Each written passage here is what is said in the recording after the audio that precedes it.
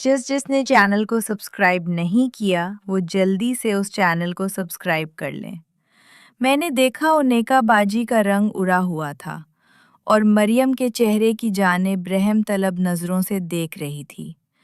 मरियम ने उन्हें कहा, क्या हुआ? अब मेरी शक्ल क्या देख रही हो?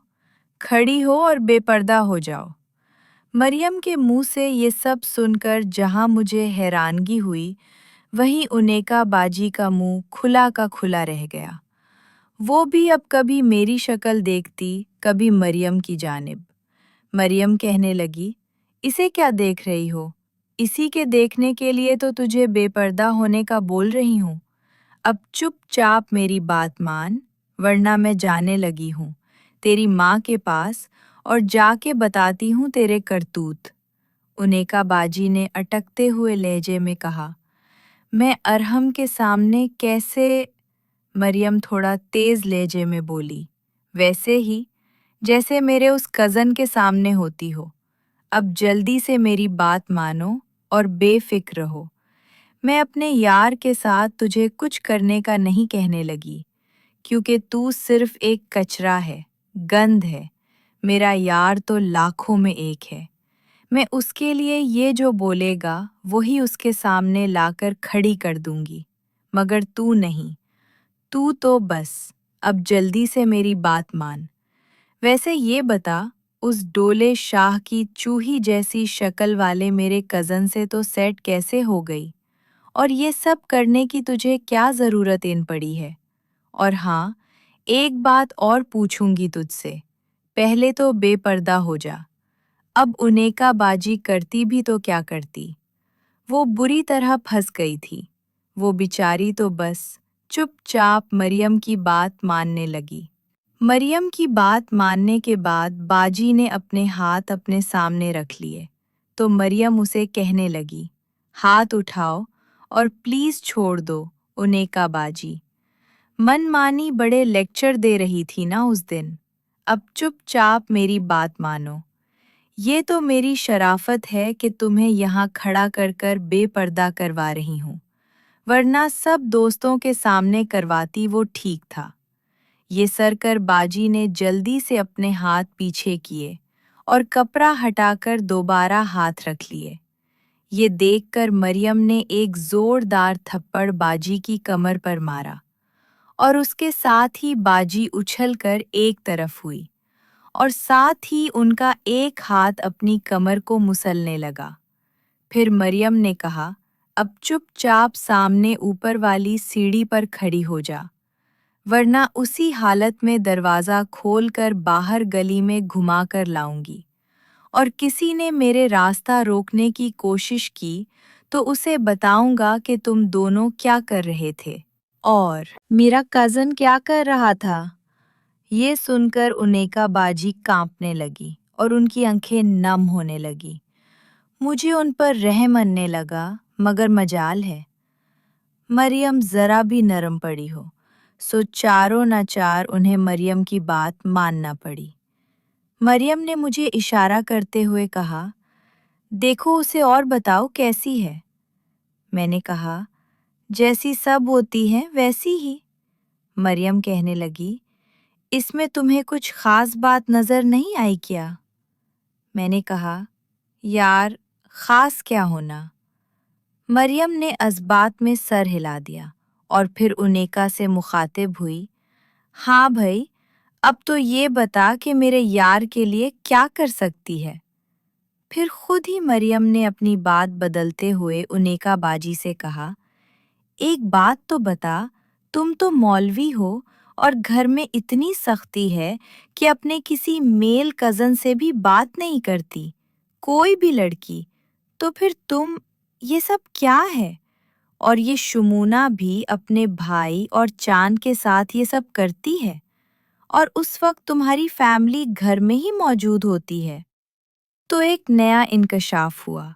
बाजी ने कहा, वो बस अम्मी और चाची और ताई अम्मी होती हैं और कोई नहीं, और बाकी पापा तो भट्टे पर होते हैं, वो तो रात को उते हैं और फिर अम्मी वालों को नींद की गोलियां के खिलाकर जो करना है कर लेती हैं। अच्छा, वाओ, आइडिया अच्छा है, मरियम ने कहा। फिर मरियम कुछ सोचने के बाद बोली, एक शर्त पर छोड़ सकती हूँ। पहले मेरे यार की मुलाकात अपनी अम्मी से करवाओ। कैसे करवानी है? वो तुम्हारी हेडेक है, पर इससे पहले उसे सब कुछ समझाओ कि कैसे करते हैं और क्या करते हैं। और खबरदार, जो खुद अरहम से किसी किस्म की हरकत की, वरना मुझसे बुरा कोई ना होगा। तुम सोच रही होगी, मैं तुम्हारी माँ के बारे में क्यों पूछा? वजह ये है कि तुमने पता नहीं किस किस से मुलाकात की है, जबकि तुम्हारी अम्मी ने नहीं की। और फिर तेरी अम्मी खूबसूरत भी है। बात तो उसकी भी सही थी, उनेका बाजी। खुद कुबरा खान जैसी थी और उनकी माँ आयजा खान जैसी थी। बस थोड़ी भारी थी, बाकी थी बहुत खूबसूरत।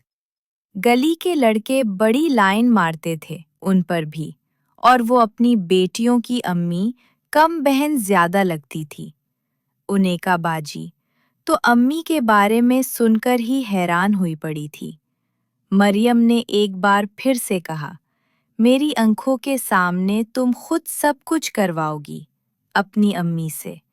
बेशक उसे वो नींद की गोलियां देकर करवाओ, मगर जल्दी, वरना तो जानती है मैं क्या कर सकती हूँ।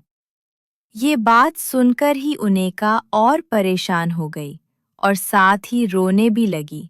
हमें सीढ़ियों में कम दी से कम 15 मिनट हो चुके थे कि बाहर का दरवाज़ा खिड़का और सितारा की आवाज़ आई। वो मरियम से मुखातिब थी, कह रही थी कि उसके पापा आ रहे हैं।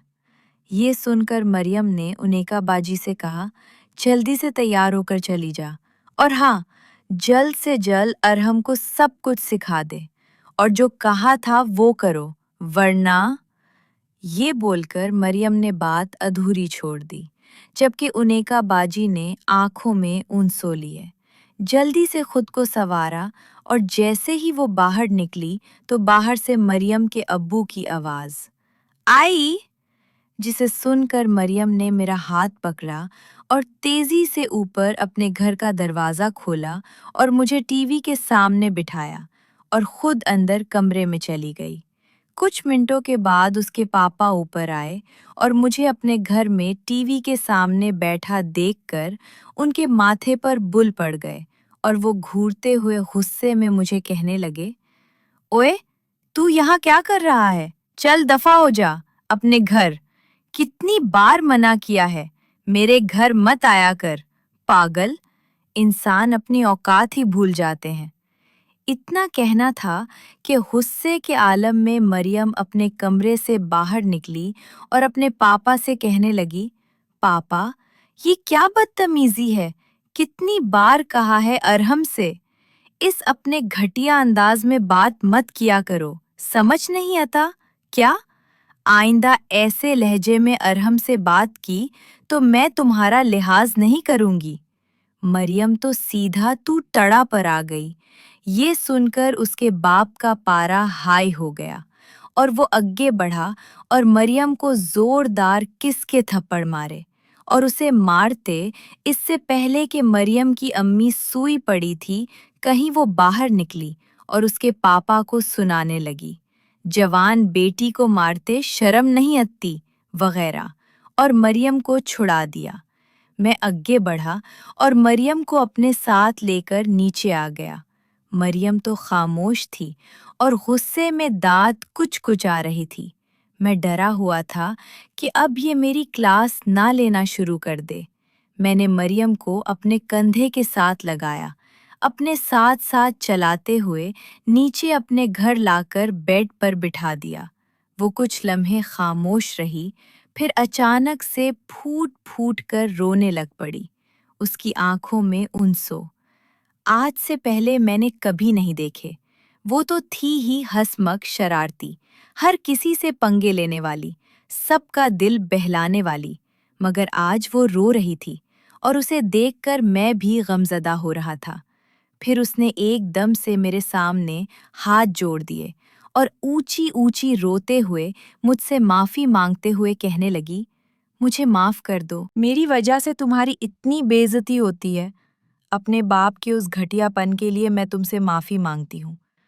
میں نے اس کے ہاتھ پکڑ لیا اور کہا، یار کیا کر رہی ہو تم؟ کیوں معافی مانگ رہی ہو؟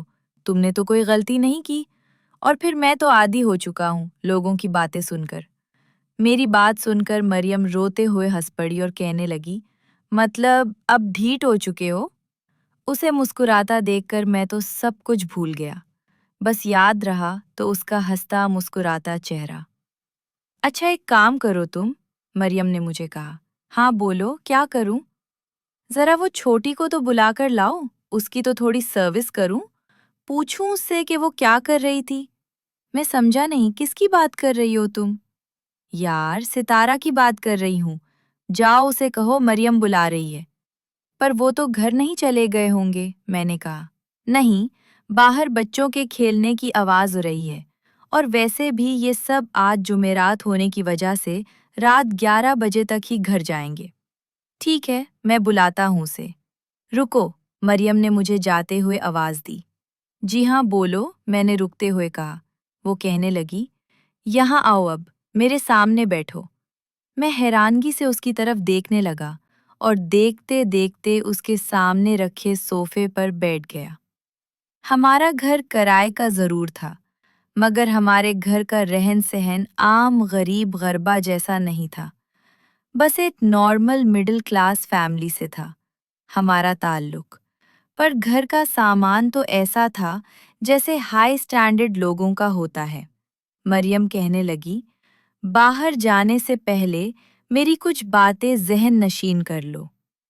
ایک تو کوئی بھی تم سے باہر بات کرتا ہے یا کسی قسم کی بدتمیزی کرتا ہے تو اس کا بھرپور جواب دیا کرو، اور آنکھوں میں آنکھیں ڈال کر پر اعتماد ہو کر بات کیا کرو۔ اور دوسرا، کوئی تمہیں حقیر سمجھے تو اسے منہ لگانا چھوڑ دو۔ یہاں سب کے اپنے گھر ہیں اور تم لوگ صرف کرائے پر ہو، اسی لیے سب کے بچے تمہیں اپنے سے کمتر اور حقیر سمجھتے ہیں، اور حقیقت میں ایسا ہے بالکل بھی نہیں۔ آج کے بعد اگر میں نے دیکھ لیا کہ میرا باپ تم سے بدتمیزی کر رہا ہے اور تم بھی چپ چاپ سن رہے ہو، تو میں اپنے باپ کے ساتھ تو جو کروں گی وہ بات کی بات ہے۔ پہلے تم سے حساب کتاب کروں گی۔ اگر میرا باپ تمہیں 1 سنائے گا تو تم اگے سے اسے 10 سناؤ، اور بولو کرائے پر رہتے ہیں تو وقت پر کرائے دیتے بھی ہیں، کوئی بھیک مانگ کر نہیں کھاتے تم سے۔ یار وہ تمہارے ابو ہیں اور ہمارے لیے قابل احترام ہیں، بڑے ہیں باپ کی جگہ پر۔ قابل احترام مائی فٹ۔ ایسا بندہ جو اپنی سگی بیٹیوں کے ساتھ ایسی حرکتیں کرتا ہے، وہ قابل احترام کیسے ہو سکتا ہے؟